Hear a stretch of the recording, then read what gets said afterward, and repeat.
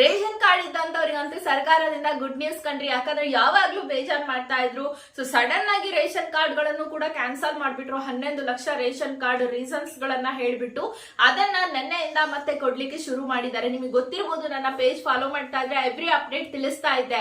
So ಈ ತರ think ಮಾಡಿದ್ದಾರೆ ಕ್ಯಾನ್ಸಲ್ ಮಾಡ್ಲಿಕ್ಕೆ ಅಂತ ಅವಾಗೂ ಹೇಳಿದ್ದೆ. ಕ್ಯಾನ್ಸಲ್ ಆದ್ಮೇಲೆ ಹೇಗೆ ಚೆಕ್ ಮಾಡುದು ಅಂತ ಹೇಳಿದ್ದೆ.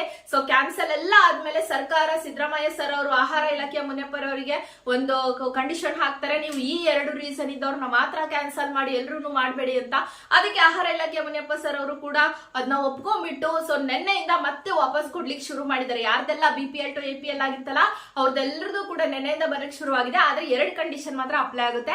ಯಾರು ಗವರ್ನಮೆಂಟ್ ಎಂಪ್ಲಾಯಿ ಮತ್ತೆ ಟ್ಯಾಕ್ಸ್ ಪೇಯರ್ಸ್ ಇರ್ತಾರಲ್ಲ ಅವ್ರದ್ದು ಮಾತ್ರ ಕೊಡಲ್ಲ, ಅವ್ರದ್ದು ಮಾತ್ರ APL ಇರುತ್ತೆ. ಬೇರೆ ರೀಸನ್ ಇತರೆ ಕಾರಣಗಳಿಂದ ಏನಾದ್ರೂ ನಿಮ್ಮ ration card BPL to APL ಗೆ ಟ್ರಾನ್ಸ್ಫರ್ ಆಗಿದೆ, ಅವೆಲ್ಲ ನೆನ್ನೆಯಿಂದ ಸಿಗ್ತಾ ಇದೆ.